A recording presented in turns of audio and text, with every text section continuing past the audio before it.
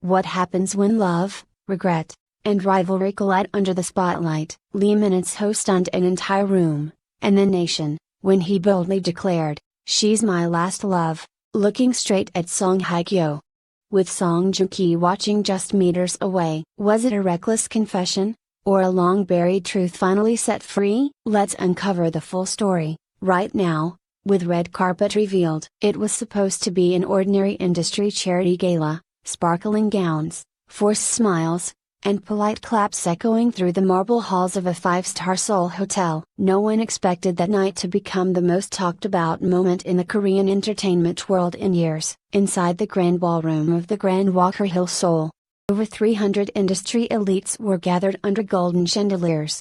The event, dubbed Hearts United, was designed to bring together Korea's most celebrated talents for a noble cause, rebuilding community schools after a devastating flood. But what no one knew was that behind the glitter and lights, three of Korea's most iconic names, Song Hye Kyo, Song Joong Ki, and Lee Min-ho, were about to collide in a way no drama writer could have predicted. An invitation that changed everything. Weeks before the gala, Song Hye Kyo had hesitated to RSVP. Her name still drew headlines, and she was exhausted from the whispers that followed her everywhere. Especially after Song Joong Ki's recent remarriage and Lee Min-ho's cryptic interviews hinting at a love that never faded. But under pressure from her agency and friends in the foundation, she finally agreed. It's just a charity night, she had told herself. What could go wrong? She didn't know that Song Joong Ki had also accepted the invitation, arriving alone and unguarded, wearing a black tuxedo with his signature calm smile. Nor did she know that Lee Min-ho had flown in from Paris just the day before, making a last-minute appearance without his management's knowledge. The room buzzed with anticipation as these three names quietly arrived, separated by minutes yet bound by years of tangled history. Paparazzi weren't allowed inside, but the tension in the air felt sharper than flashbulbs. First glance, frozen in time. When Song Hye Kyo entered, draped in an elegant, ice blue gown, murmurs rippled through the crowd. Heads turned. Cameras were forbidden, but eyes were not. Her entrance was poised, yet every step seemed heavier as she scanned the crowd, and locked eyes with Song Joong Ki. It lasted no more than a second. He gave a slight nod, expression unreadable. She hesitated, then continued walking. But as she turned toward her assigned table, her heart stopped again, this time for a different reason. Seated alone, swirling a glass of wine with a pensive look, was Lee Min-ho. Their eyes met. Not like strangers, not like colleagues, but like two people who had once shared something too deep to explain, and too dangerous to admit. The forgotten past that wouldn't stay buried. Rumors had always followed Lee Min-ho and Song Hye Kyo. Whispers of a secret relationship that spanned 2 years, long before the Song couple made headlines, were never confirmed, but never fully denied either. A mysterious trip to Milan, photos of matching accessories. Lee Min-ho's public slip in 2021 where he said, "I once fell for someone the world never knew about," had only added fuel to the fire. But Hye Kyo had moved on, or tried to. Had married Song Joong Ki in 2017, to divorce less than 2 years later under the crushing weight of public scrutiny and personal differences. She had thrown herself into work, while Song Joong Ki found new love and eventually fatherhood. Min-ho, on the other hand, had kept his romantic life under wraps, though insiders hinted he never fully let go of her. Tonight, none of them could hide. The moment everything changed. The evening's program went on as planned. Speeches, applause, silent auctions.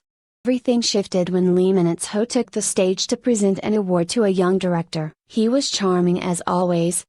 Voice calm, words deliberate. Then, just as he finished, he paused, and then it happened. Turning toward the audience, his gaze finding only one face, he said into the mic, "Sometimes, life only gives you one real love.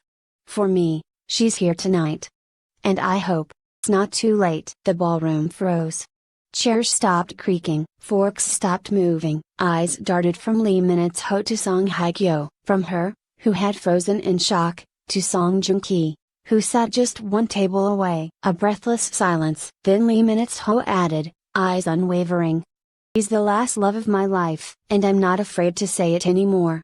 As if a bomb had detonated, silently, emotionally, but irreversibly. Song Hye Kyo's hand trembled slightly as she set her wine glass down. Her lips parted, but no words came out. Meanwhile, Song Joong Ki's smile was gone. His posture, always calm and measured, suddenly looked like it might shatter. The silence after Lee Min-ho's declaration was louder than any applause that had come before. No one moved. No one spoke. The tension didn't just hang in the air, it wrapped around every soul in that ballroom like a heavy fog. Song Hye Kyo remained motionless, her expression unreadable to most, but those who truly knew her, her stylist, her manager, her best friend, would later say they had never seen that look in her eyes before. It wasn't fear. It wasn't anger. It was something far more dangerous, vulnerability. And then Song Joong Ki stood. He didn't shout. He didn't storm out. He simply stood, smoothed down his jacket, and walked toward the exit, his posture impossibly composed. But even from behind, see the tightness in his jaw, the way his hand clenched slightly as he pushed open the ballroom doors. No one dared follow. Backstage, chaos reigned. Lee Min-ho was being pulled in every direction by his panicked team. His agency, unaware of his intentions, on the verge of issuing an apology. But he didn't listen. Eyes kept scanning the room for one person, Hye Kyo. But she was gone. Some said she went straight to the parking lot. Claimed she disappeared into the hotel's private lounge. No one really knew. Until hours later, when someone spotted her under the Mapo Bridge, alone. And minutes after, Lee Min-ho arrived. There were no lights, no bodyguards, no press. The distant hum of traffic, the river's silent witness. And two people who had been running from the truth for too long. I wasn't supposed to do that, Lee Min-ho said softly. Think? Her voice wasn't angry. It was tired, weary in a way that only someone who's loved and lost deeply could sound. I thought I could live without ever saying it. Seeing him. Seeing you.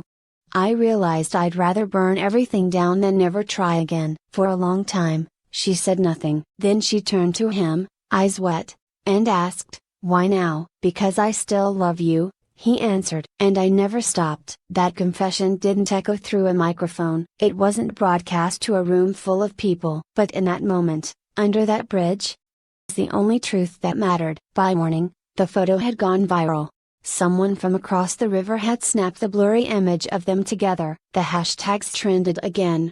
Memes, speculation, media chaos. But amidst all of that noise, a single post from Song Joong Ki cut through like a blade. Not all endings are tragedies. Some are just truths revealed too late. The internet was split. Some praised Lee Min-ho's honesty, others accused him of selfishness. Some pitied Song Joong Ki.